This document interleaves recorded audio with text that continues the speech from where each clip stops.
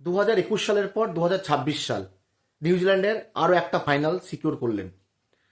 আজকে Finn Allen এবং team Seifert যা ব্যাট করলেন, মেরে মেরে সাউথ আফ্রিকান বোলারদের ধাগা খুলে দিয়েছেন। এই বছর কাগিসো রাবাদা যেন চললেনই না, একদমই বাজে বল করেছেন এবং প্রচণ্ড মার খেয়েছেন। সাউথ আফ্রিকার বোলারদের আজকে ধোপেই টিকতে দেননি ফিন অ্যালেন এবং টিম সাইফার্ট। ফিন অ্যালেন 33 বলে 100 রান করেছেন, salute. Fastest T20 world cup century, এবং নিউজিল্যান্ডকে ফাইনালে পৌঁছে দিলেন তার ব্যাটে ভর করে। টিম সাইফার্টও পিছিয়ে ছিলেন না, করেছেন 58 রান। ফার্স্ট উইকেটে দারুণ একটা পার্টনারশিপ করে সাউথ আফ্রিকার বিদায় করে দিলেন নিউজিল্যান্ড। সাউথ আফ্রিকার 5-0 যে রেকর্ডটা, সেটাকে নস্যাৎ করে দিয়ে 5-1 নতুন করে নাম লেখালেন নিউজিল্যান্ড।